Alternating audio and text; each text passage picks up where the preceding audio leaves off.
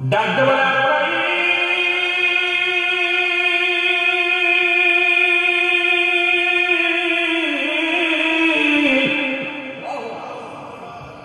তুমি আমার রূহটা প্রবেশ করবা, প্রবেশ করবা কোন জায়গা দিয়ে আগে বলো। আল্লাহর কয় হুজুর আমি আপনার জবান দিয়ে মুখ দিয়ে প্রবেশ করব। অসম্ভব, এই মুখটা দিয়ে আমি আল্লাহর সঙ্গে কথা বলেছি। সুবহানাল্লাহ বলেন। আমি আল্লাহর সঙ্গে কথা বলেছি, আল্লাহর সঙ্গে দিদারের সময় আমার আল্লাহর সঙ্গে সওয়াল করেছি, আমার মুখ দিয়ে তোমার ঢুকতে দিতে পারি না। এটাও সম্ভব, তুমি ঢুকতে পারো না আমার মুখ দিয়ে। আগ্রহকার হুজুর তাহলে আপনার চোখ দিয়ে ঢুকি। খবরদার খবরদার চোখের দিকে যাবি না, কারণ এই চোখ দিয়া আমি আল্লাহ একটা জায়গায় দেখছি। সুতরাং এই চোখ দিয়ে আমার মাহবুবের দর্শন করেছি, আমার মাহবুবের নূরের চেহারা নূরের তাজাল্লি দেখেছি। আমার চোখ দিয়ে তোমার ঢুকতে দিতে পারি না। জোরে জোরে চিল্লায় বলা যাবে না মারহাবা।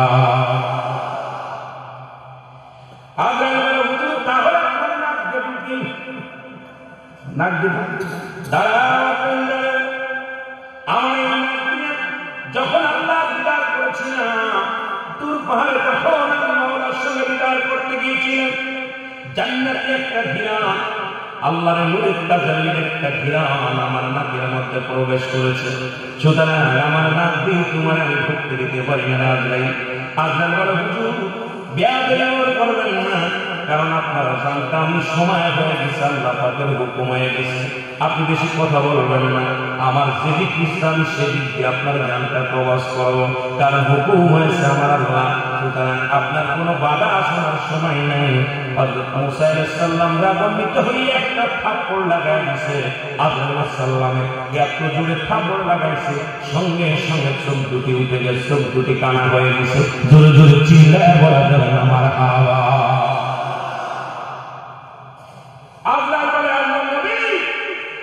আপনার সাথে এত তর্ক করার সময় নেই, আপনার সাথে কৈফিয়ত দেওয়ার সময় নেই। আল্লাহ তাআলা আমাকে হুকুম দিয়েছে আপনার রূহটা প্রবাস করার জন্য।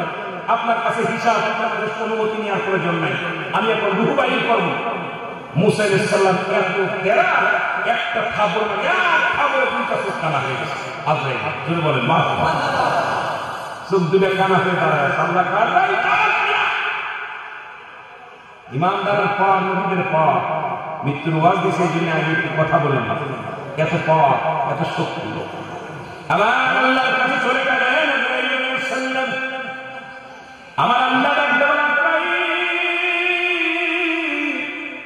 চোখ দুটি কানা, দুটি চোখ ধরে পড়ে আছে, দুটি চোখ উপরে গেছে। আল্লাহ তাআলা তার কুদরতে হাত দিয়ে বলে তোর চোখ দুটি আমি ছেড়ে দিলাম। তবে মুসা আলাইহিস সালামের কাছে এত কেরানি করতে গেলে কেন? পৃথিবীর মধ্যে যত নবী আমি পাঠাইছি সব নবীর চাইতে একটু মেজাজ গরম আমার মুসা। আমার মুসা একটু রাগান্বিত, তোরে থাপ্পড় মারি দিয়ে দুটি চোখ কানা করে দিছে। আমি আমার নবীর ইজ্জতের খাতিরে তোর চোখ দুটি ভালো করে দিলাম। আমার নবীর জানটা প্রবাস করা লাগবে না, ওর দায়িত্ব আমি নিজেই নিলাম। ধরে ধরে বলেন মারহাবা। তোমার মুসার কাছে যাওয়া লাগবে, যেহেতু মাস্টার খাই আইছো মুসা, তুমি মুসার হাতে মার খেয়ে আইছো, এখন আমি দায়িত্ব নিলাম, আমি আল্লাহ। আবার আল্লাহ রাখতে বলে হে আপনার হায়াত জিন্দেগি শেষ হয়েছিল, তবে আপনি যতদিন বাঁচতে চান আপনাকে আমি বাধা দিব না। একটা পশুর গায়ে, একটা মোষের গায়ে যতগুলো কসম আছে, এত বছর যদি আরো হায়াত চান আমি আপনাকে হায়াত দান করব।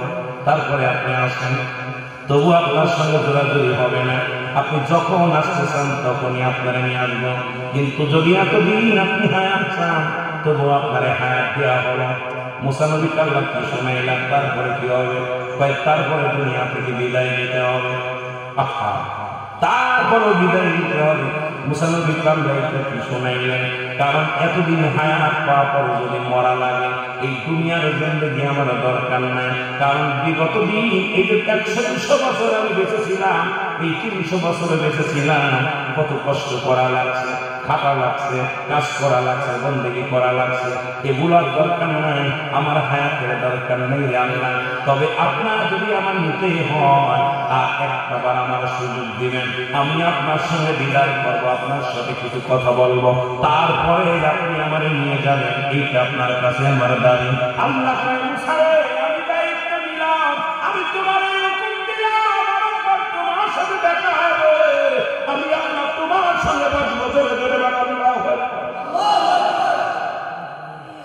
এতদিন হায়াত দিবেন তারপর মরা না, তাহলে দেখছে না কথা বলতে 50 বছর 60 বছর 80 বছর আমরা বেঁচে আছি, এরপরও মরা লাগবে, মরেন নাই কেন কথা বলেন, আছে মরা না।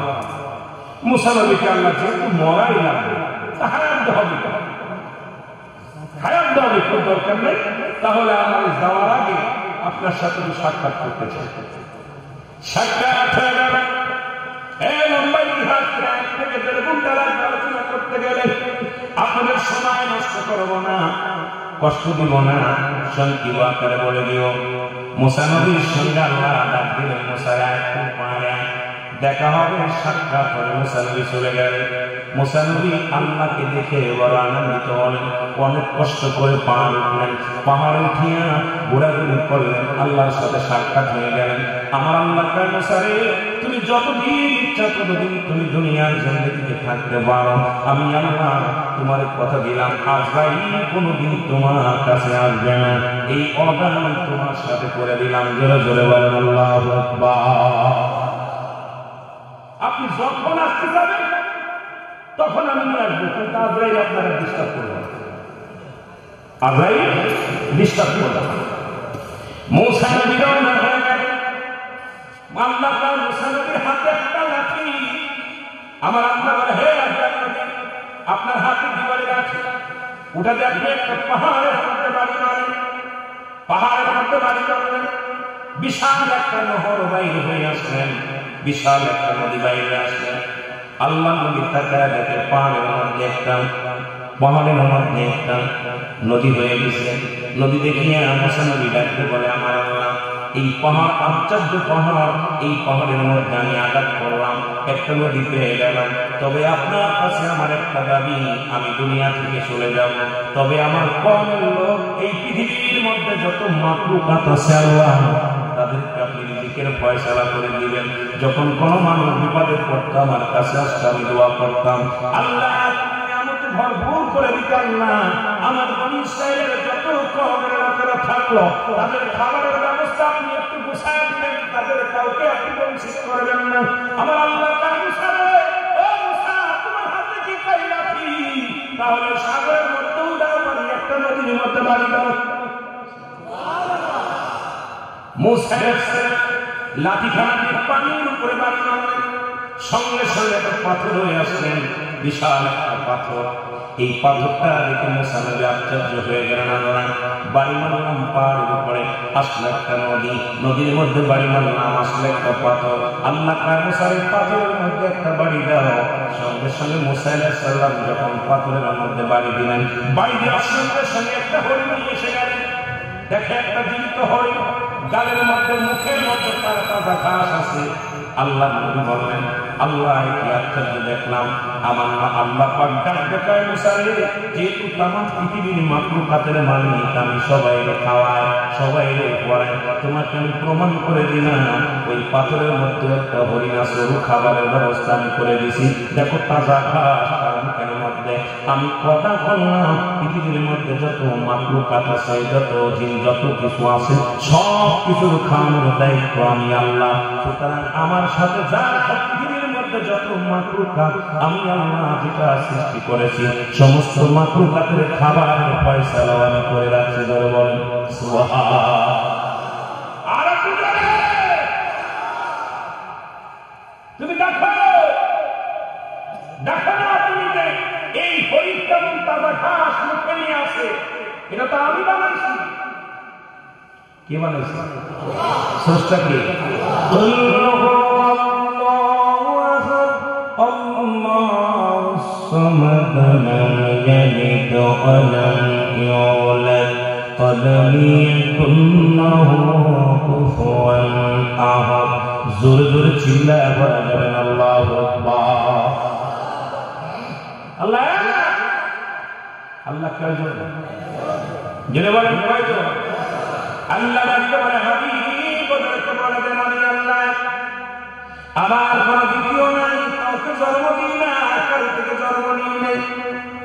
আসমান জমিনের মধ্যে আমার সমতুল্য, আমার সমকক্ষ কেউ নাই।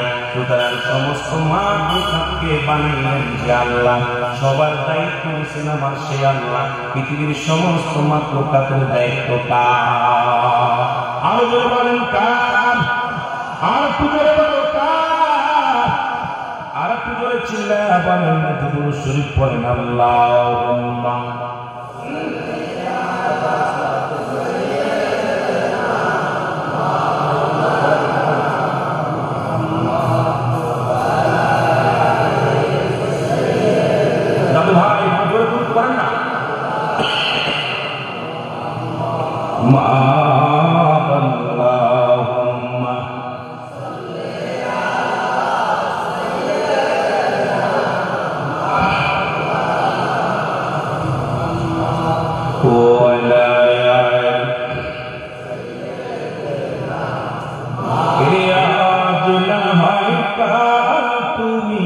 যাইবা কবরে, মরার পরে ছবি রবে গো তুমি দেখিও গো সাইয়া, মরার পরে ছবি রবে গো। বলেন ঠিক কিনা? এর দাদাই দিছে বাবাই দিছে, কেউ না ফিরে আইল গো, যাবার পরে ছবি রবে গো তোমার, যাবার পরে ছবি রবে গো। বল আজ না হয় কাল তুমি যাইবা কবরে, মরার পরে ছবি রবে গো তুমি দেখো একবার সাইয়া, মরার পরে ছবি রবে গো। বলেন ঠিক কিনা? সব কিছু থাকবে, তুমি থাকবে। আল্লাহ মুসা আলাইহিস সালাম বললেন, আল্লাহ আপনি ওয়াদা করলেন সমস্ত মাখলুকাতকে ডাকবেন গো। আমার আল্লাহ বলে, হ্যাঁ মুসা আমি ওয়াদা করলাম সব মাখলুকাতকে আমি খাওয়াই। খাওয়ার দায়িত্ব নিতে আমি স্রষ্টা, ওরা সৃষ্টি, যাকে আমি সৃষ্টি করেছি সবার নিজেকে ফয়সালা আল্লাহ দিয়ে দিবে। মুসা নবীকে সালাম বিনিময় করলেন আল্লাহর তরফ থেকে। সালাম পাইয়া উত্তর দিয়া মুসা নবী চললেন। আস্তে আস্তে যায় দেখে পথের মধ্যে নির্জন একটা এলাকা, মরুপ্রান্তরের মধ্যে 7 জন ব্যক্তি নিয়ে একত্রিত হয়ে একটা কবর খনন করতেছে। জোরে আল্লাহু আকবার। মুসা নবী কোনো মানুষ নেই, চারিপাশে বিশাল একটা প্রান্তরে, সেখানে 7 জন মানুষ একটা কবর খোলে। মুসা আলাইহিস সালাম সালাম দিলেন, দেন দিয়ে ভাইরা তোমরা এখানে কেন কবর, কার কবর খোলো? বলে আপনি যদি শরীক হতে চান আমাদের সঙ্গে হতে পারেন। মুসা আলাইহিস সালাম শরীক হলেন। ওই 7 জনের সঙ্গে 8 জন মিলা কবর করলেন। কবরটা কমপ্লিট হয়ে গেল। মুসা আলাইহিস সালাম গায়ের ঘাম দিয়া, মুসলমান শুনে না, ঘাম ঝরতে লাগলেন বুড়া মানুষ। এমন সময় কবরটা পুরা হয়ে গেল। লোকজন বলে, হে আল্লাহর নবী মুসা, ওই 7 জন বলে, হে আল্লাহর নবী মুসা, আমরা যার জন্য কবরখানা খুঁড়তেছি সে আপনার মতো লম্বা চওড়া, আপনি যদি একটু মাপতে দেখতেন, আপনি একটু শুয়ে দেখেন যে আপনার মাপ ঠিক আছে কিনা। কারণ আপনার মাপ যদি ঠিক থাকে, যাকে আমি কবরের মধ্যে শোয়াইব সেই লোকটা আপনার মতো লম্বা, আপনার মতো চওড়া, আপনার মতো বডি ফিটনেস। সুতরাং মাপের জন্য একটু কবরের মধ্যে শুয়ে পড়েন। মুসা আলাইহিস সালাম কবরের মধ্যে শুয়ে পড়ছে। শোয়ার সঙ্গে সঙ্গে মুসলমান শুনে না, যে 7 জন কবর খুললেন, ওই কবর যিনি খুললেন ওটা ছিলেন ফেরেশতা। আল্লাহু আকবার বলেন। আল্লাহ প্রেরিত ফেরেশতা কবরের মধ্যে শুয়ে মুসা নবী, আল্লাহ এত সুন্দর কবর, এমন নির্জন কবরে আল্লাহ এইরকম আমার তুমি শান্তির মধ্যে রাখো। আল্লাহ সঙ্গে সঙ্গে আর ফেরেশতাকে বললেন, ফেরেশতারা তাড়াতাড়ি যান মুসা নবীর হাতে একটা আপেল ধরাইয়া দেয়, একটা ফেরেশতা একটা আপেল নিয়ে চলে আসলেন, আপেল নিয়ে মুসা নবীর হাতে দিলেন, হুজুর খান। কবরের ভিতরে শুয়ে যখন আপেলের মধ্যে কামড় দিলেন, আমার আল্লাহ পাক মুসা আলাইহিস সালামের রূহটা বাইর করে দিলেন। জোরে জোরে চিল্লায়া চিল্লায়া বলেন আল্লাহু আকবার। মুসা আলাইহিস সালাম বিদায় হয়ে গেলেন, ওনাকে কবর থেকে উত্তোলন করলেন, ফেরেশতারা করে গোসল করাইলেন, ফেরেশতা দিয়া গোসল করাইলেন। শুনেন মুসলমান, ফেরেশতারা জানাজা পড়লেন। এ দুনিয়ার মানুষ, মুসা নবীর জানাজা করেছে ফেরেশতারা, মুসা নবীর কবর খনন করেছে ফেরেশতারা, সাথে শরীক ছিল নিজেই মুসা আলাইহিস সালাম। এবার তাকে করলেন, কাফন দাফন করাইলেন, কাফন দাফন করাইয়া এরপরে মুসলমান সবাই চলে আসলেন। এরপর থেকে ওই কবরটা খোঁজার জন্য পরিসরের মানুষ কিয়ামত পর্যন্ত কবর শুধু খুঁজবে আর খুঁজবে, কারণ ওই কবরের কোন চিনাক্ত নাই, এমন ভাবে কবরটা দিয়া গেছে। মুসা নবী চিরতরে ওখানে শুয়ে আছে, কেউ আজ পর্যন্ত মুসা নবীর কবরটা খুঁজে পায় নাই। আর মুসা নবীর জানাজা পড়বে দুনিয়ার কোন মানুষ পড়তে পারে নাই। মুসা আলাইহিস সালাম ওই কবরের মধ্যে শুয়ে আছে কিয়ামত পর্যন্ত, কবরটাকে জান্নাত বানায় শুয়ে আছে। ধরে বলেন মারহাবা। আল্লাহ পাক কত আসানে জান্নাত বানাইছে, যেটা আফেল দিয়ে আফেলের খান মজায় থাকে। কারণ তো যখন কবরে শুয়ে আল্লাহ এত সুন্দর নির্জন, এত সুন্দর জায়গা, এইরকম একটা জায়গা হলে ভালো। আল্লাহ কাছে একটু রাত দিয়েছে, এইরকম ভালো তোরে অনেক ফেরেশতা দিয়ে কেমন টেকনিক খাড়ায় করতে চাইছে, একটু মাইকে দেখাইছে, কথা বলুন আল্লাহু আকবার। তবু আল্লাহ তাআলা রাখেন পৃথিবীর মধ্যে 4 জন নবী এখনো জিন্দা। কয়জন নবী? 4 জন। কয়জন? মুসা আলাইহিস সালাম তো বিদায় হয়ে গেছে, আর 4 জন নবী দুনিয়ার মধ্যে জিন্দা আছে। তাদের মধ্যে একজনের নাম হলো হযরত ইলিয়াস আলাইহিস সালাম, যিনি আছে পাহাড়ের দায়িত্বের তাকে দিয়েছে আমার আল্লাহ। হযরত ইলিয়াস আলাইহিস সালাম হচ্ছে পাহাড়ের দায়িত্ব তাকে আল্লাহ দান করেছে। একজন হলো পানির দায়িত্ব আছে খিজির আলাইহিস সালাম, আর একজন জান্নাতের মধ্যে আছে জীবিত অবস্থায়, ওনার নাম হলো হযরত ইদ্রিস আলাইহিস সালাম। আর একজন নবী আমার নবীর উম্মত হয়ে আপনাদের নাম জানা আছে? নাম জোরে বলুন। হযরত ঈসা আলাইহিস সালাম।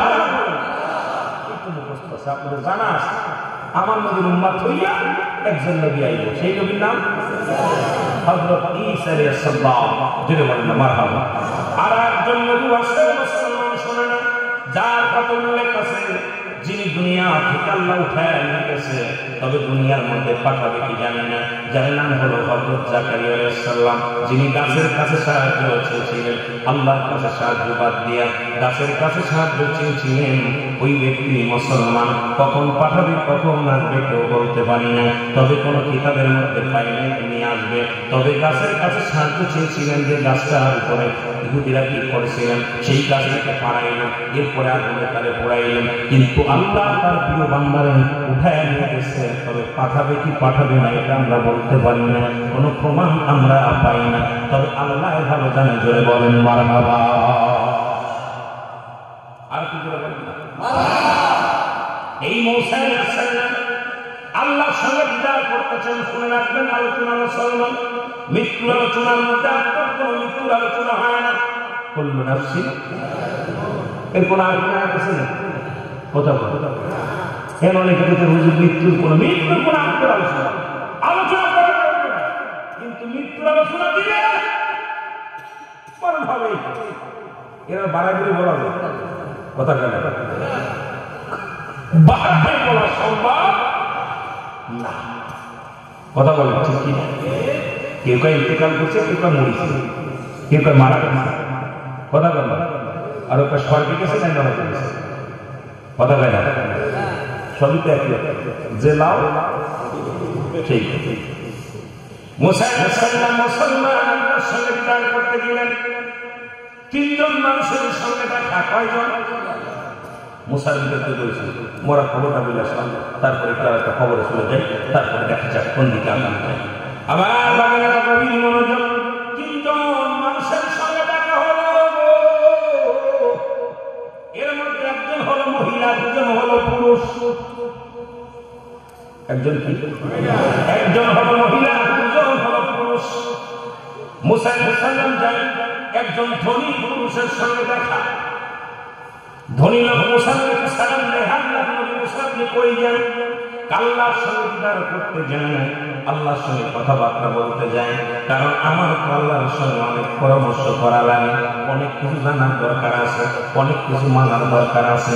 আমি নবী মুসা আলাইহিস সালাম যাই, আল্লাহর দরবারে যাই। আল্লাহ নবী মুসা বলার পর নবী লোক ডাকতে বলে, নবী মুসা আপনার কাছে জানতে চাই, আমি আপনার ধন সম্পদ দিছে গো, এই পৃথিবীর মধ্যে বাড়ির অভাব নাই, গাড়ির অভাব নাই, এই দুনিয়ার মধ্যে সম্পদের পাহাড় আমার আল্লাহ বানিয়ে দিছে। আপনার কাছে জানতে চাই কি আমল করলে আমার কমে যাবে, কি আমল করলে আমার এই দুনিয়ার মধ্যে এই সম্পদ কমে যাবে। আমি আপনার কাছে জানতে চাই, তোমার আল্লাহর কাছে জেনে আসবা কি আমল করলে এই দুনিয়ার সম্পত্তি কমবে, একটু জানতে চাই। বলে বলো মারহাবা। এত পরিমাণ ধন দৌলত দিছে আল্লাহ আমার ভাল লাগে না। আল্লাহর কাছে জিগাইলেন যে কি আমল করলে আমার ধন সম্পদ কমে যাবে, কি কাজ করলাম? তোমার নাম নিলাম। দ্বিতীয় একজন মহিলার সঙ্গে দেখা হয়ে গেল। মহিলা বলে, আল্লাহর নবী মুসা কই যাও? আল্লাহর সঙ্গে দিদার করতে যায়। বলে, আপনি তো আল্লাহর সঙ্গে দিদার করতে যান, আপনার কাছে আমার একটা জানার বিষয় ছিল আপনার আল্লাহর কাছে। বলে, কি বলো? সেটা হলো, আমার আল্লাহ আমার মহিলা বানাইছে, আমি গরিব মানুষ, আমার কোনো ধন নাই, টাকা নাই, গরিব মানুষ, আমার আল্লাহ কেন আমার গরিব বানালো? আমি কি করলে বড় হতে পারবো, কি করলে ধনী হতে পারবো? তুমি তোমার আল্লাহর কাছ থেকে একটু জেনে আসবা, এরপরে আমার জানাইবা। এটা তোমার কাছে আমার দাবি, আমি কি কাজ করলে বড় লোক হয়ে যাবো, টাকা পয়সার মালিক হয়ে যাবো? আল্লাহ নবী মুসা আলাইহিস সালাম বললেন, তোমার নালিশটাও নিলাম। দুজনে বলছে। তৃতীয় নাম্বার, একটা লোকের সঙ্গে দেখা, তিনি রাস্তার মধ্যে পড়ে আছে, রাস্তার মধ্যে পড়ে আছে, ধুলাবালির মধ্যে ঘোরাঘুরি করে, ধুলাবালির মধ্যে ঘোরাঘুরি করে, হাত নাই, পা নাই, খুঁড়া মেলা। রে আল্লাহ নবী মুসা, তুমি কই যাও? নিশ্চিত তুমি আল্লাহর সঙ্গে দিদার করতে যাও। তোমার কাছে আমার একটা দাবি, আমার আল্লাহ কেন বানাইছে, আমার দেহ কোনো কাজে লাগবে কিনা, আমার কোনো কাজে লাগবে কিনা আমি জানতে চাই। আমার আল্লাহ আমার কেন বানাইল, কেন বানাইল, এটা আপনার কাছে আমি জানতে চাই। কারণ আমার আল্লাহর কাছে জিজ্ঞাসা, আমার মতো অসাল মানুষকে কেন বানাইল, আর কোনো কাজে লাগবে কি না এটা জেনে আসবেন। আমার নবী মুসা আলাইহিস সালাম ডাকতে বলেন, ঠিক আছে, আমি তাও জেনে আসবো। জোরে জোরে চিল্লায়া বলেন আল্লাহু আকবার।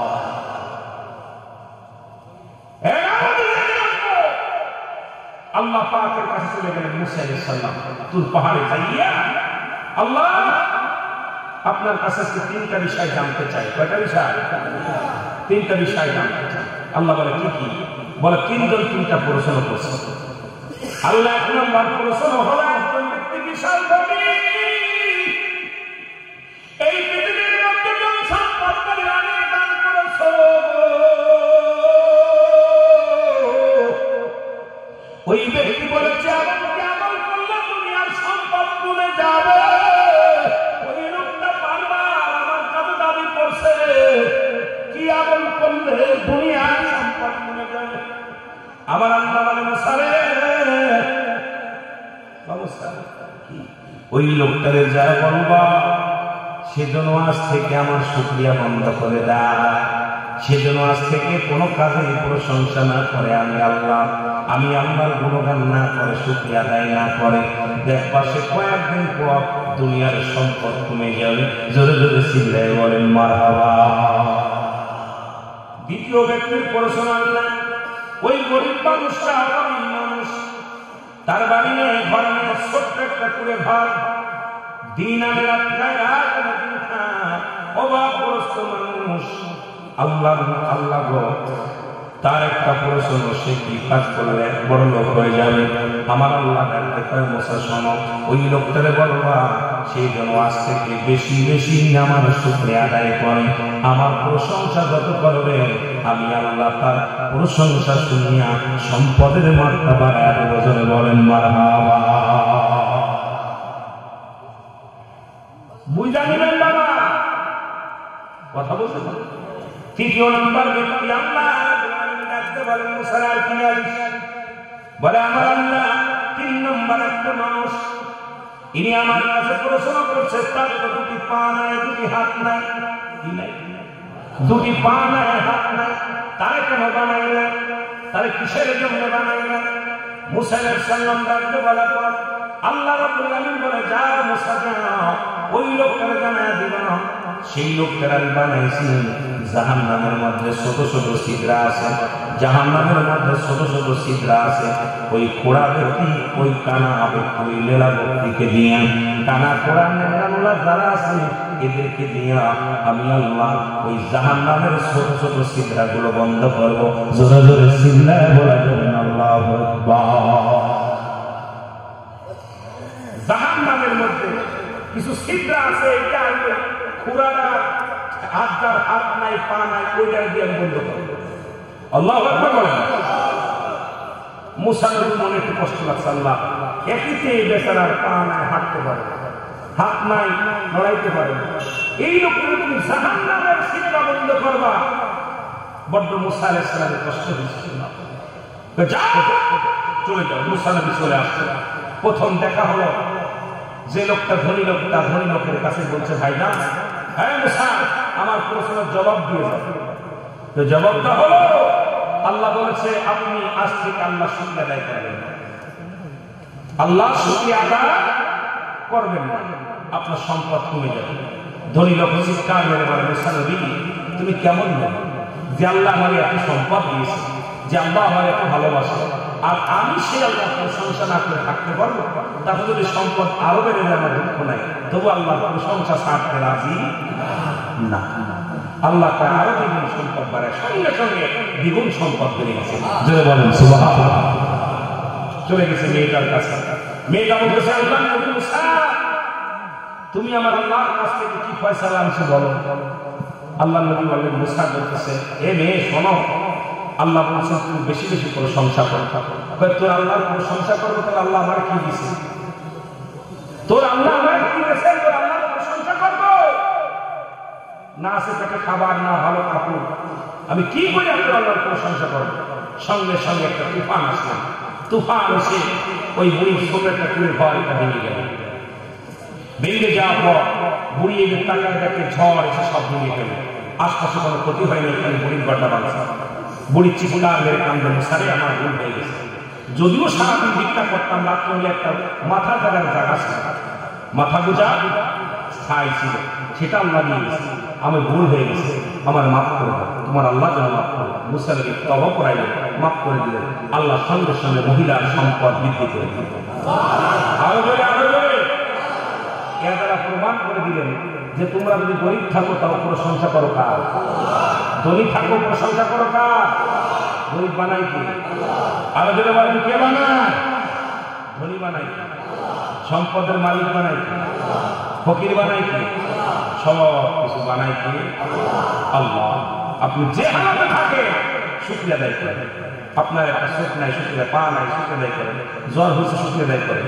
আপনি অসুস্থ মানুষ, শুকরিয়া আদায় করেন। আল্লাহ আমার তুমি নেও নাই, অসুস্থ দিচ্ছে, কত মানুষ তুমি নিয়ে গেছে খবর, আমার এখন সূর্য কাছে বাঁচায় রাখছে, শুকরিয়া খালি বেশি বেশি আদায় করেন, আল্লাহ খুশি হয়ে যাবে। জোরে বলেন সুবহানাল্লাহ। আর একটু জোরে বলবেন।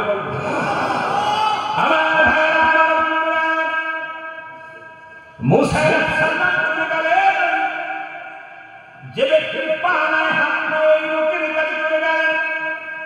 উনি চলে যাওয়ার পর জিজ্ঞাসা, হে নবী মুসা তুমি আমার জন্য প্রশ্নের কি জবাব দিয়ে যাও, আমার জবাব দিয়ে যাও। মুসা বলে, ভাই রে আমি যদি তোমার জবাব দিই তুমি বড় কষ্ট পাবা, আমি কেমনে বলবো তোমার কাছে কথাটা বলবো? বলে, আল্লাহ নবী মুসা কি জবাব দিছে আমার আল্লাহ একটু আমার বলে দাও। বলে, জবাবটা হলো তোমারে আমার আল্লাহ বানাইছে, দুনিয়ার মধ্যে পাঠাইছে, এই কেউগুলা জাহান্নামের মধ্যে ছোট ছোট ছিদ্র আছে, এই ছিদ্রগুলো বন্ধ করার জন্য তোমার বানাইছে। সঙ্গে সঙ্গে হাতবিহীন পাবিন লোকটা বলছে আলহামদুলিল্লাহ, আমি আল্লাহর দরবারে শুকরিয়া আদায় করি যে আমার মতো কামার মতো ঘোড়া, আমার মতো একটা মুসল প্রতিবন্ধী মানুষ দিয়ে আমার আল্লাহর উপকারে লাগবে, এই জন্য আমার বানাইছে। আমি অত্যন্ত খুশি, জাহান্নামের ছিদ্র বন্ধ করলো, তবু আমার দিয়ে একটা কাজে লাগাইবে আমার আল্লাহ, এই জন্য প্রশংসা করি আমার আল্লাহ। জোরে জোরে চিল্লায় বলা করে আমার হাওয়া। আমার আল্লাহ ওকে শুভ সংবাদ দিয়ে দে, ওর জন্য একটা নয় দুটি নয়, ও তো মুমিনদের অন্তর্ভুক্ত, ওদের জন্য প্রস্তুতি রাখছে একটা জান্নাত।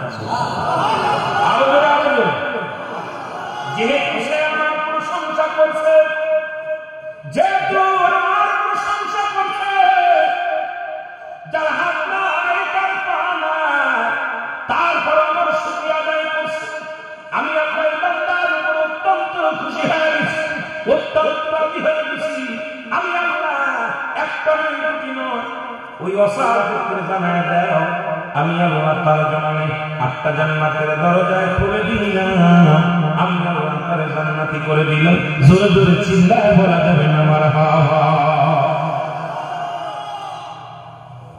আরে শুকরিয়া আদায় করার কারণে আল্লাহ রাজি হয়ে যায়, খুশি হয়ে যায়। যে অবস্থায় থাকে শুকরিয়া আদায় করেন আলহামদুলিল্লাহ। ভাই কেমন আছেন? কথা বলেন না, কি খাইছেন? আল্লাহ ভালোই খাইছেন আলহামদুলিল্লাহ। কি করতেছেন? আলহামদুলিল্লাহ কাজ করতেছেন। কোথায় যাচ্ছেন? আলহামদুলিল্লাহ বাজারে যাচ্ছেন। প্রতিটা কাজের কারণে যখন আপনি শুকরিয়া আদায় করেন, তখনই আল্লাহ আপনার উপরে রাজি খুশি হয়ে যান। জোরে বলেন ঠিক কিনা? আর আল্লাহ যার উপরে রাজি খুশি হয়ে যায়, তার কোনো টেনশন আছে, তার কোনো প্রেশার আছে? এই পৃথিবীতেও সে ধন্য, আখিরাতেও সে ধন্য। জোরে বলেন ঠিক কিনা? একটু মহব্বতের সঙ্গে দুরূদ শরীফ পড়েন। আল্লাহুম্মা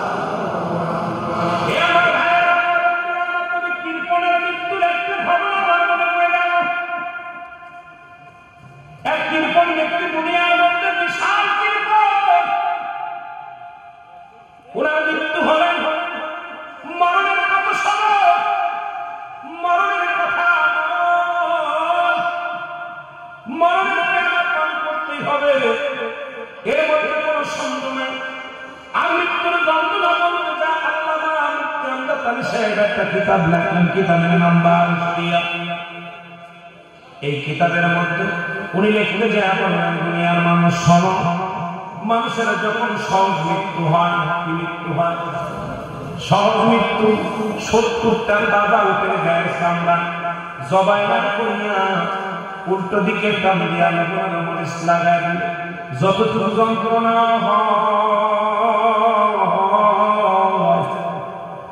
এই চাইতে 70 গুণ যন্ত্রণা হলে একটা সাধারণ মৃত্যু।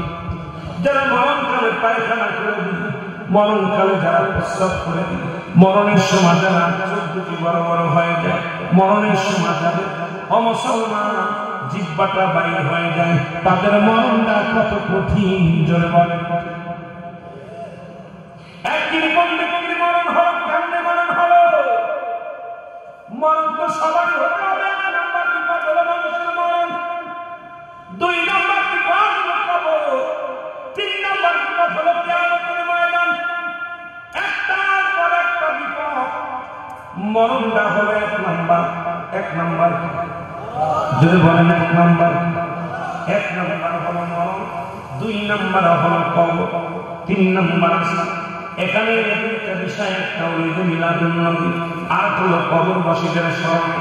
কারণ কেবল কার জন্য কান্দে, কেবল কার জন্য দোয়া করে। এলাকাবাসী আজকে এলাকার মানুষের জন্য যারা দুনিয়া থেকে বিদায় হয়ে গেছে, তাদের স্মরণের মাহফিল আল্লাহ। যারা কবরে শুয়ে আছে তাদেরকে আপনি মাফ করে দেন, তাদেরকে আপনি ক্ষমা করে দেন। ও মুসলমান, গভীর মনোযোগ শুনে নাও।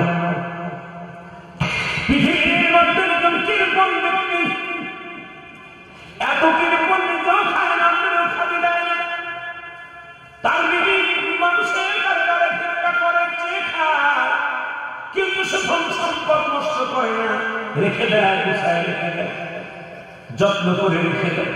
গতকালকে দেখলাম ফেসবুকের মধ্যে একজন ব্যক্তি মারা গেছে, উনি মৃত্যু শয্যায় সজ্জিত।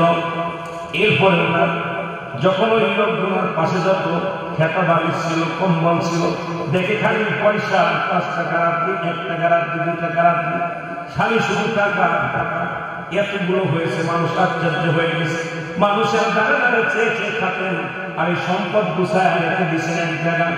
এ মুসলমান এরপরে মৃত্যু শয্যায় এখন সজ্জিত, এটা ভিডিওর মধ্যে ছেড়ে দিছে, আপনারা দেখবেন বাবা কত পয়সা এক জায়গায় গুছায় রাখছে, জীবনে কিনে খাই নাই, যত টাকা বিক্রি করছে সব গুছায় রাখছে, এক জায়গায় সম্বল করে রাখছে, নফসকে দেয় নাই। এইরকম একজন কৃপণ ব্যক্তির ইতিহাস মনে পড়ে গেল মুসলমান। এই লোকটা কি করলেন? ইনি অসুস্থ হলেন, প্রচন্ড অসুস্থ হলেন। এমন সময় এক ভণ্ড পীরের সঙ্গে, ভণ্ড কামেলের সঙ্গে দেখা হল। ভণ্ড কামেল ব্যক্তি উনার ঘরে বলতেছেন, হুজুর আপনার আমি পেয়েছি, এত ধন সম্পদ, আমার টাকার অভাব নাই, অনেক টাকা পয়সা আমি রোজগার করেছি, এগুলো গুছায় রাখছি, আমি তো নিজে জীবনে ভোগ করি নাই, আমি এখন তো মরণ পথের যাত্রী, এখন যদি মারা যায় এই পয়সাগুলো কি হবে? তাই এগুলো আল্লাহ দুয়ারে সত্যি আপনারা যারা ছেলে মেয়ে তারা পাবে, আপনার ছেলে পাবে, আপনার মেয়ে পাবে, আপনার বিবি পাবে। বলে না না, আমি সম্পদ কারোর দিকে চাই, কারণ আমার সম্পদ আমি রাখবো, আমার সম্পদ গুলো আমি নিজে ভোগ করতে চাই, নিজে রাখতে চাই। বললেন এই লোকটারে বিশাল চালাকি করলেন, ভণ্ড প্রতাপ।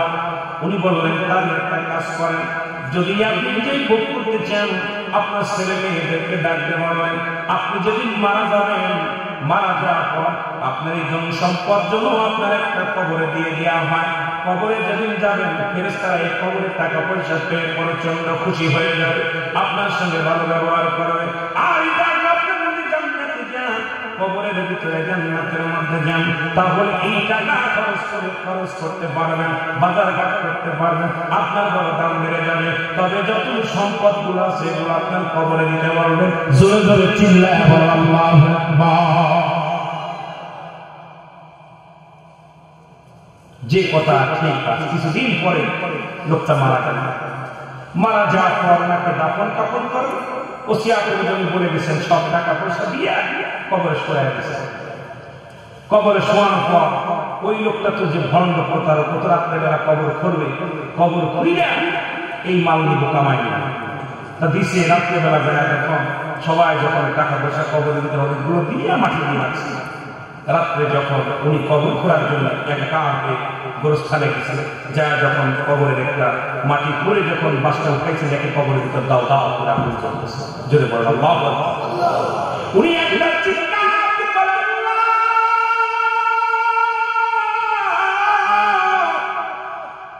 তুমি আমার কি দেখাইলা, তুমি আমার কি দেখাইলা, একটা চিৎকার উনিও পড়ে মারা গেছে।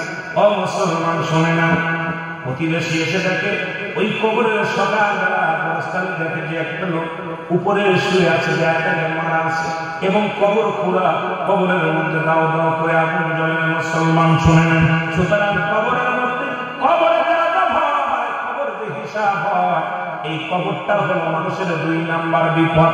1 নাম্বার বিপদ হলো মানুষের মরণ। মানুষের মরণ হয় 2টা টাইমে, একটা হলো রাতের বেলা, আর একটা হলো দিনের বেলা। একটা হলো রাতের বেলা, একটা হলো দিনের বেলা। একটা মরণ হয় রাত্রে, একটা মরণ হয় দিনে। দিন শেষ করেছেন, মৃত্যুবরণ করেন না, রাত শুরু করেছেন, মরণ আপনাদের এখনো মরণ হয়নি। সকাল পর্যন্ত বেঁচে থাকবো কেউ বলতে পারি না, পারবো না। যদি বলেন পারবো কিনা?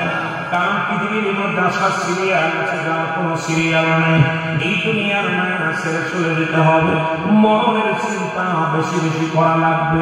এই জন্য আমার সাথে বলেন, আমার মরণ শিবে কখন কেউ তো জানি না।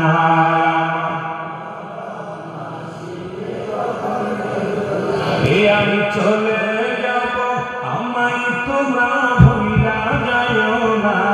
আমি চলে যাব, ভুলা যাও না। আমার শিবে কখন কেউ তো জানি না।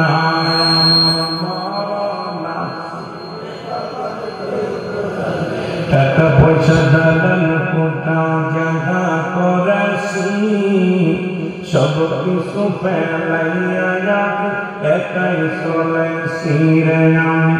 কোনটা বলেন? সব কিছু ফেলাইয়া এর জবান ভেবে দেখি আমার কেহ নাই। আমি জবান বানাই ভেবে দেখি না আমার মরনা।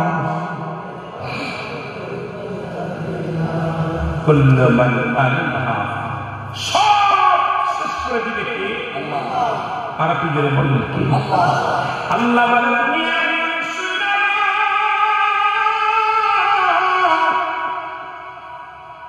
এই জমিনটা আমি রাখবো না, আসমান আমি রাখবো না। এই জমিনের মধ্যে যত মাটি গুলো আছে, সব মাটি গুলো তামা বানায় দিব। আল্লাহ।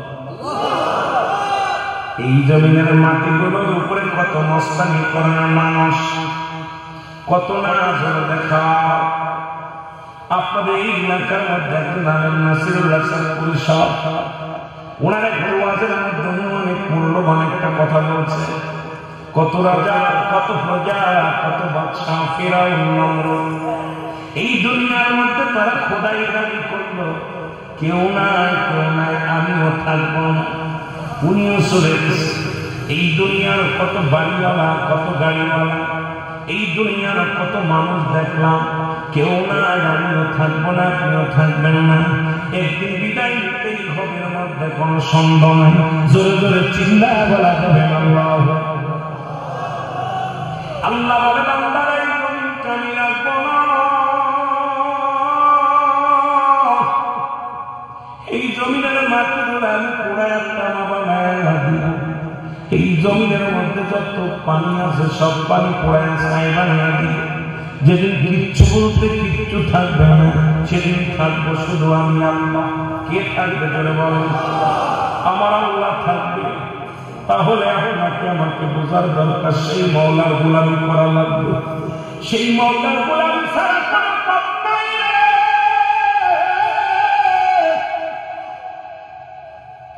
সেই মওলার গোলামি ছাড়া কোনো পথ নাই।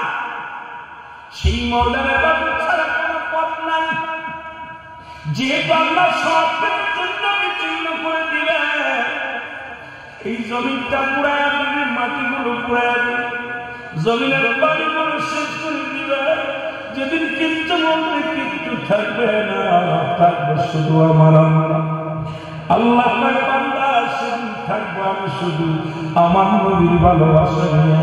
ওমা আরসালনাকা ইল্লা রাহমাতাল লিল আলামিন। জোরে জোরে চিল্লায় বলেন মারহাবা।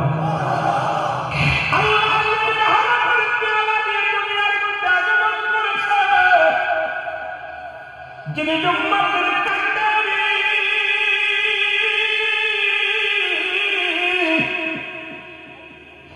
উম্মতের দরদি, নবী আমার রাহমাতুল আলামিন, যিনি জগতের মধ্যে আছে নবী আমার। নবী বলেন, হায়াতি খায়রুল লাকুম ওয়া মামায়াতি খায়রুল লাকুম। আল্লাহ নবী উম্মতরে এই দুনিয়ার মধ্যে আগমন করেছি আমার উম্মতের জন্য কল্যাণ শুরু। কারণ আমি নবী দুনিয়ার মধ্যে আমার আল্লাহ পাঠাইল, আমার আল্লাহ আমার উম্মতের কল্যাণের জন্য। ও দাদু ভাইরা, আজকে মাহফিলটাও ঠিক আপনাদের কল্যাণের জন্য।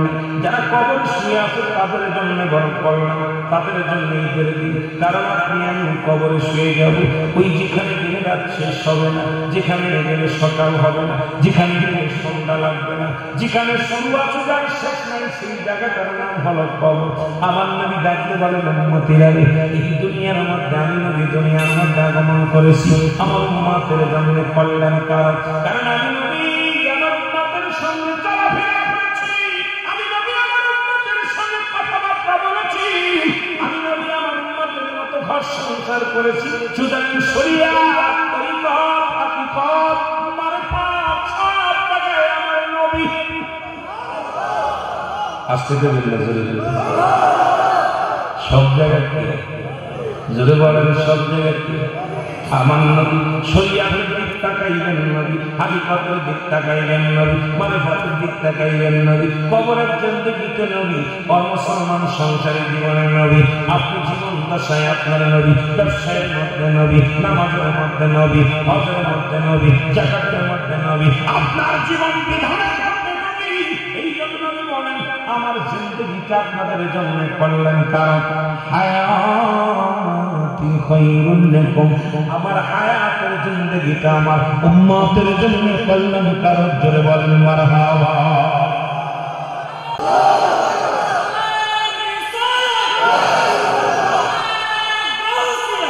মদিনা মদিনা আশিক মুমিনের ঠিকানা, বলো না মদিনা মদিনা আশিক। মন চাইছিল গজল গাবে, দাবি করেছিল তারপরে গজল গাছ বলার অবস্থা ভালো না, তারপরে দুই একটা গাইতে হয় যুবকদের জন্য।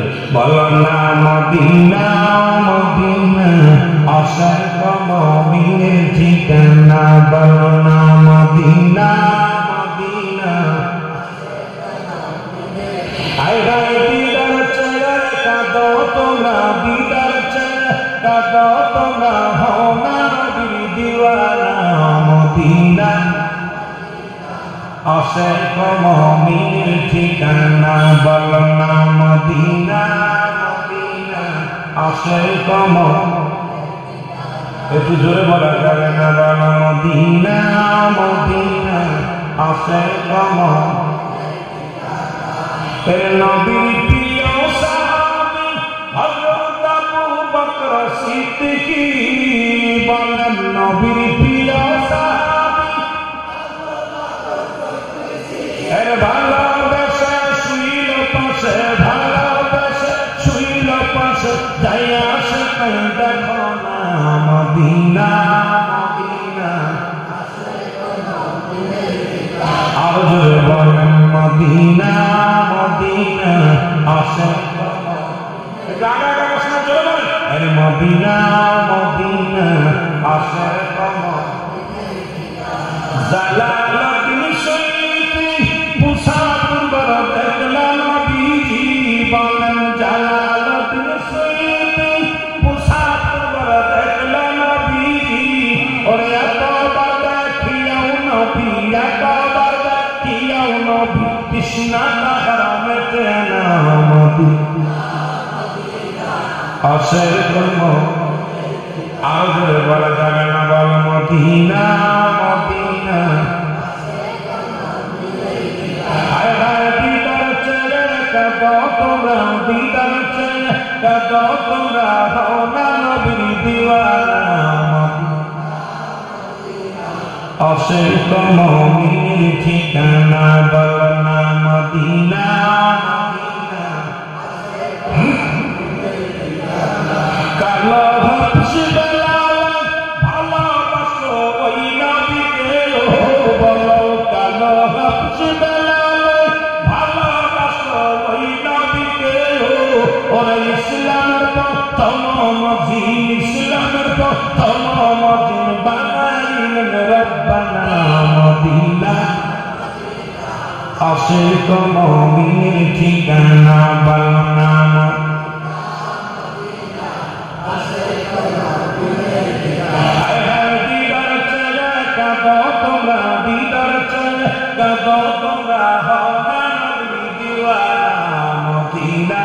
মদিনার আসে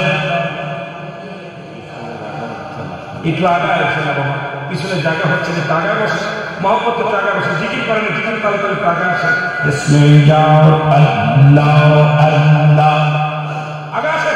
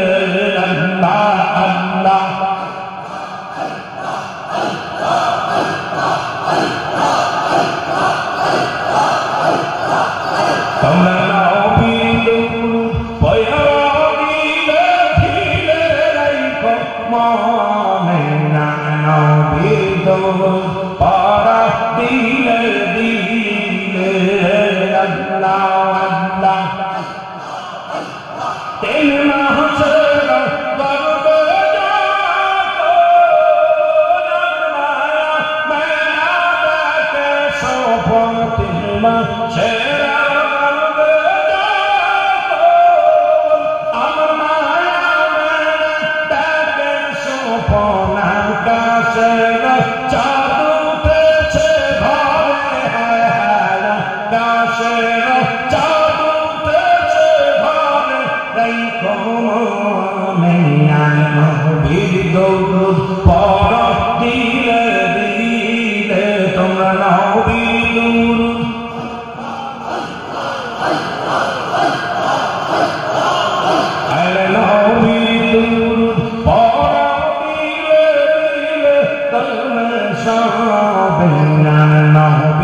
গৌরব পারা দিলে দিলে আল্লাহ আল্লাহ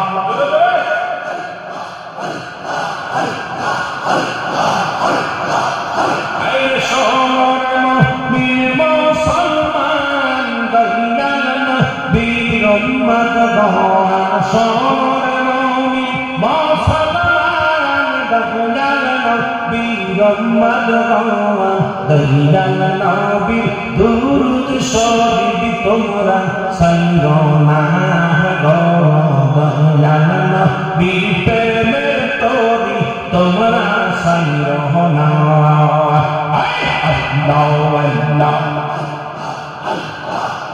এই সোনার মুমিন মুসলমান দয়াল নবী রহমত দানার সোনার মুমিন মুসলমান দয়াল নবী রহমত দয়াল নবী প্রেমের তরি তোমরা সাইরনা গো দয়াল নবী প্রেমের তরি তোমরা সাইরনা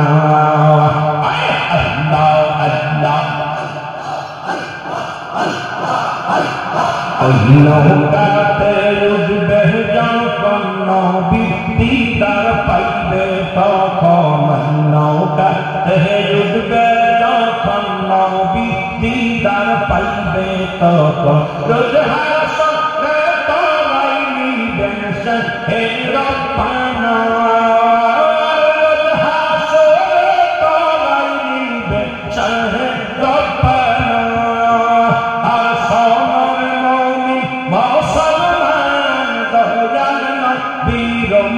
ভগবান সমান মুসলমান দয়াল নবী রহমত ভগবান দয়াল নবীর প্রেমের তরি তোমরা সাইরনা গো দয়াল নবীর প্রেমের তরি তোমরা সাইরনা আল্লাহ আল্লাহ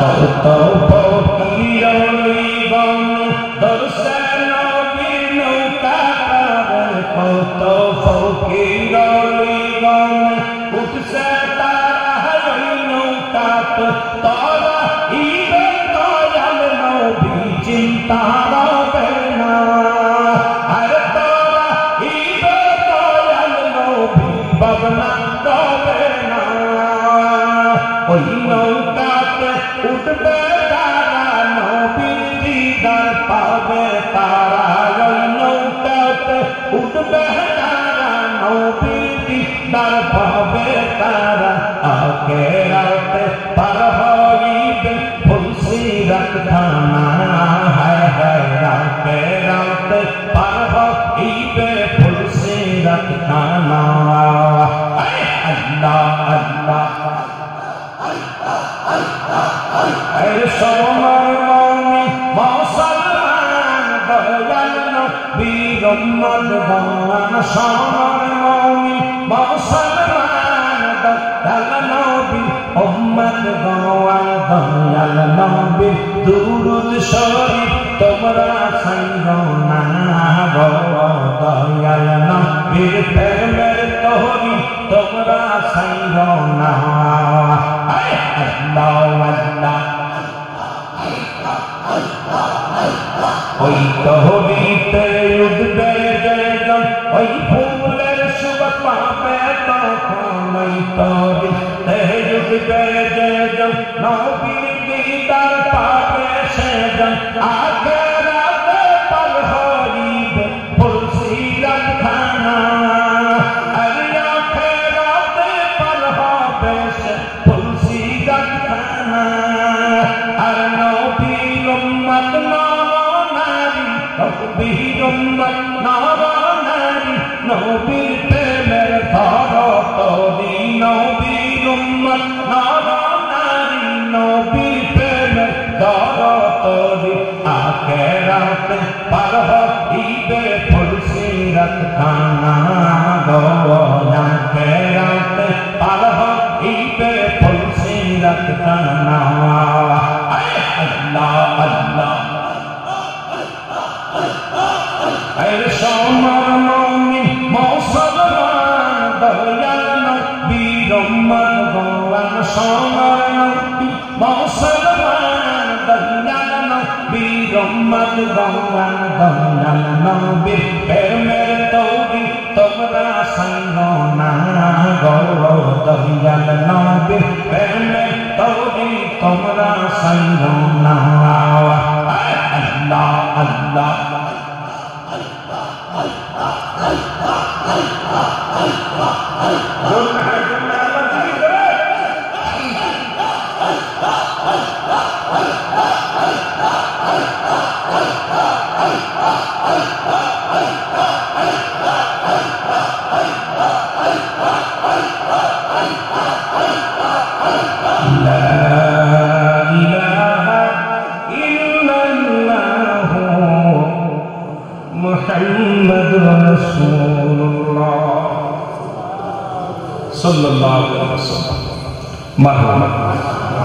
আর একটু জোরে বলেন মারহাবা।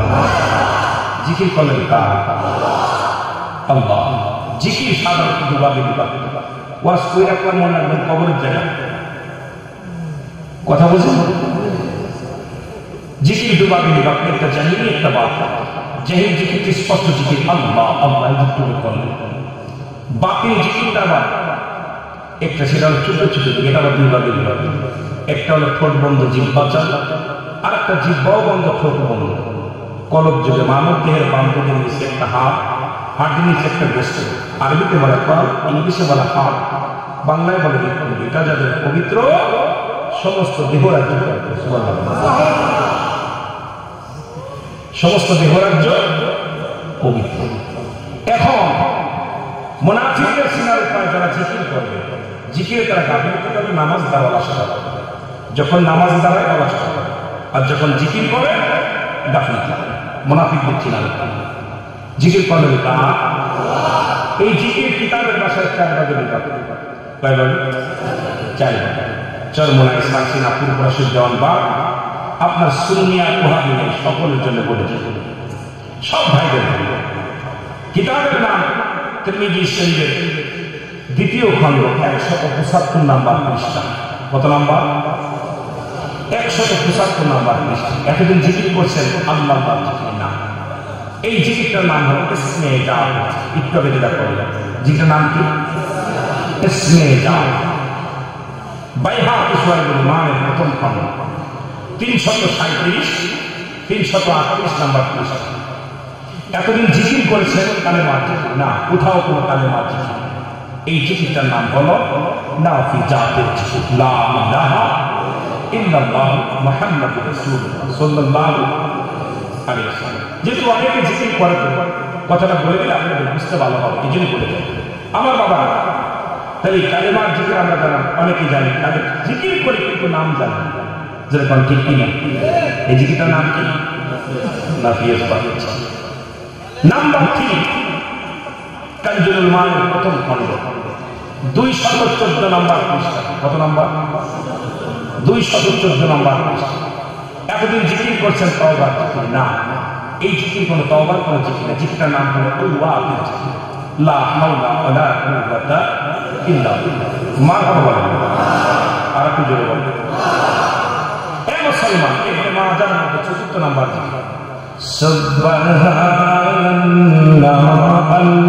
আলহামদুলিল্লাহ।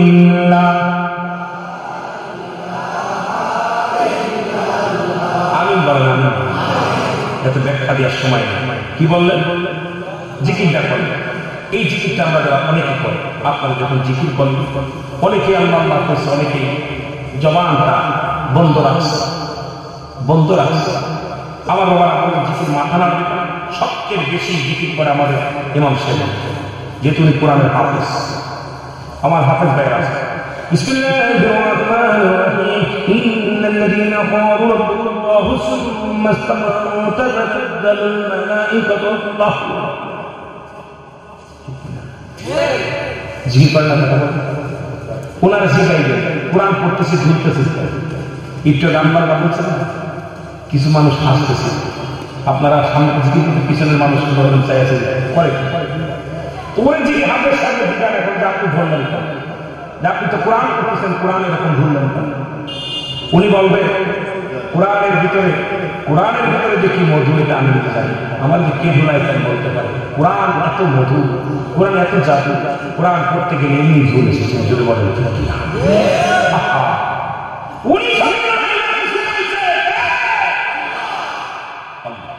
সবচেয়ে বেশি মাথা ঝোলাইতে কোরআনের পাখি কথা বলেন। আপনারা ভিক্টরে বলেন উনি এক পাড়া করতে গেলে অনেক সময় লাগে নিয়ে বলতেছে কি মধু কি মায়া যদি বলেন। আমার কথা ভাই এবার বলতে পারবো হুজুর এরাও মানলাম, কিন্তু আপনি যে গজল গাইলেন এরা কোন কিতাবে গাইলেন? হ্যাঁ, কিতাব না থাকলে জীবনে গাইতাম না। নবীজির দরবারে নবীজি নামাজ পড়াইতে নবীজি দুইটা মেম্বার ছিল মসজিদে নেওয়ার জন্য। একটা মেম্বার নবী খুতবা দিতেন, আর একটা মেম্বারে নবীর সাহাবীরা নবীকে নাচ শোনাইতেন। নবী দুজন সাহাবী ছিল, নাম হলো হাসান সাহাবী। এই দুই সাহাবী নবীকে সদা সদা নাচ শোনাতেন, কবিতা আবৃত্তিকা শোনাইতেন, গজল শোনাইতেন নবীজি। এখন আমাদের জায়েজ নাই মৌলবীরা গজল গাইলে অনেকে শুনি রাখেন গজল গায়, গজল গাইলে তোর মাথা তো কথা কেন? গজল কে শোনে? নবীজি। আহা, নবী সাহাবীরা শুনছে, নবীজি শুনছে, নবীজিকে কবিতা আবৃত্তি শুনেছে। কিন্তু আমার দেশে কিছু তথাকথিত জ্ঞান পাপী পাগলের আছে, কোথায় কোথায় গান গায়, গজল গায়। আমি কিছু মৌলবীরা গজল গায়, আমি এদের ধন্যবাদ বেশি জানি। কারণ অনেক যুবকগুলো আমাদের তাহির গায়ে আছে, অলিউল্লাহ আশিকি গায়ে আছে, গজলগুলো যখন গায়ে খুব মজা লাগে। অন্য আপনাদের যে দালালি দরবারে অনেকেই দরবারে আছে 8-9 জন আলো, যখন গজল গায়ে আমার কিন্তু মজা লাগে। আপনারা কি লাগে না? শরীয়ত মোতাবেক গজল হওয়া লাগে, শরীয়তের বাইরে কিছু বলে কি বলে ফেলে, এটা দিলে আর গুণাগার হয়ে যেতে পারে। আগে শাব্দিক অর্থ বুঝতে হবে, অর্থটা কি বলছে। হ্যাঁ, কথা বলছো।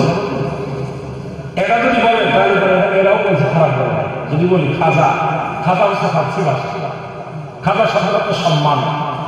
দরবার যেখানে কথা আলোচনা হয়, দরবার হয় বুকে হয়, এখানে হয় রহমত পায় না, বজট পায়। এখানেও দুটা জিনিস পাবে, কেন একটা পাবে, খালি এত কেউ এত হয়নি, হবে গজব না এরকম। আল্লাহ বাপ্তার গেলে কোন নিয়ামত নিয়ে আসে কেউ গজব নিয়ে আসে। সুতরাং কথাটা খারাপ করে না, আল্লাহ দরবারে কেউ ফেলে না, গালি কথাটা হাতাই করছে, হয় নিব গজব নাই নিব রহমত পাইতে হবে, একবার খালি হাতাই কথা কথা কথা ঠিক কিনা? হাঁটি পাত্র অনেক আছে বাবা, বড় কষ্ট। হ্যাঁ, সব চিনার খবর মনে খবর কিনা রাখে, কথা বলেন কে রাখে? এইবার কথাটা খুব মজার একটা, একদম বোখারি হাদিসটা, একদম হাদিসটা বাইরে বাইরে আছে, খুব সুন্দর।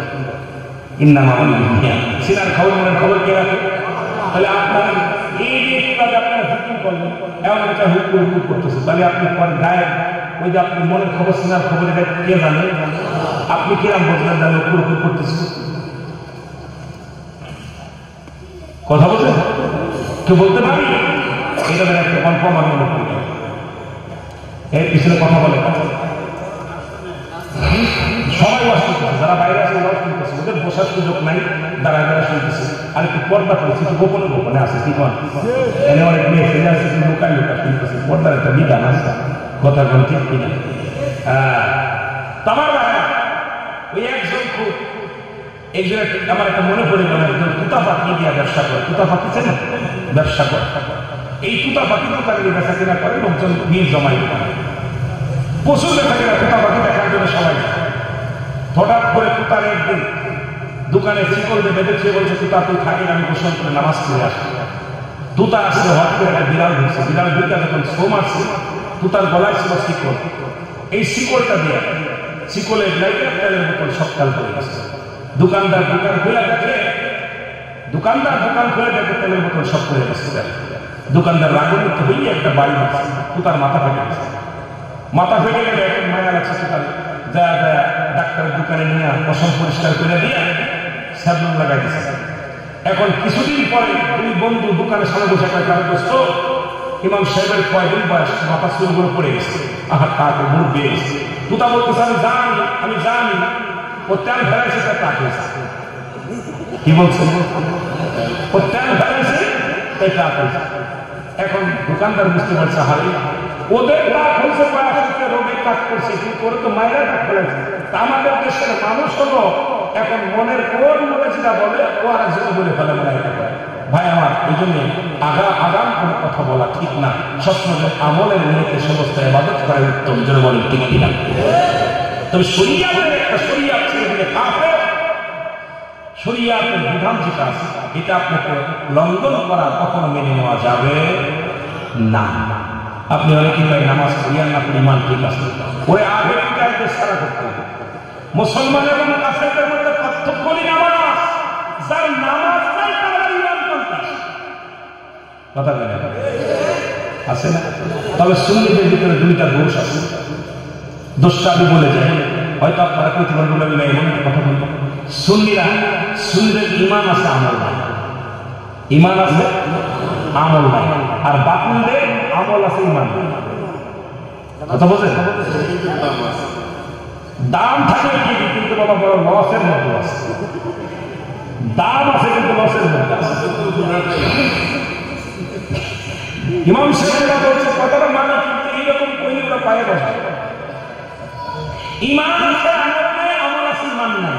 মানব জীবনের অমূল্য সম্পদের নাম হলো, আর ব্যক্তির জীবনের অমূল্য সম্পদের নাম রূহ। রূহবিহীন যেমন বডির মূল্য নাই, এই রূহবিহীন বডির কোন মূল্য নাই। দেখতে শুনতে ভালো, রূহটা নাই। এখন বলি ইমাম সাহেব সকালবেলা মাইকে বলবে একটা শোক সংবাদ। কি গ্রাম নিবাসী? এই গ্রামটার নাম কি? নূরপুর গ্রামে মোহাম্মদ হানিফ মিয়া ইন্তেকাল করেছে, বা চাঁদ মিয়া ইন্তেকাল করেছে। ইন্না লিল্লাহি ওয়া ইন্না ইলাইহি রাজিউন। মরহুমের জানাজা সকাল 10টায় মসজিদ প্রাঙ্গণে অনুষ্ঠিত হবে। একই মুখে বলল কি দেখেন, এই জবান দিয়ে বলল মরহুম চাঁদ মিয়া সাহেব ইন্তেকাল করেছে। কে মরছে? কে মরছে? বলছে অমুকের ছেলে অমুক মিয়া ইন্তেকাল করেছে। বলছে একটা শোক সংবাদ, অমুক গ্রামের অমুক নিবাসী অমুক ব্যক্তি আজ রাত 12টার সময় ইন্তেকাল করেছে, নাম বলছে। এরপরে আল্লাহর নাম বলবো, বলে মরহুমের জানাজা। জানাজা কথা বুঝেন না? মরহুমের জানাজা বা মায়ের জানাজা সকাল 10টায় অনুষ্ঠিত হবে। এক মুহূর্তে কেবল চিন্তা করে মারছে, মোরা দাঁড়িয়ে গেছে লাশ। মরহুম চিন্তা করছেন কিছু? তাহলে আপনার আমার জীবন বিশ্বাস করতে হবে। আর এই জন্য ব্যক্তির জীবন অমূল্য সম্পদের নাম হলো রূহ। রূহবিহীন বডির কোন মূল্য নাই। হাত আছে, পা আছে, সব আছে, রূহটা নাই, বডির কোন মূল্য নেই। এই জন্য আমল করছে নামাজ, রোজা, হজ, যাকাত। ইমাম শফিউল্লাহ বলছে ওরে করে দিতেছে সব ঠিক আছে, ইমান নাই। যার ভিতরে নবী নেই তার ইবাদত করে লাভ নেই। যারা বলেন ঠিক কিনা? এই জন্য বলতেছিলাম আমার নবী ইন্তেকাল করছে, কথা বুঝেন নাই?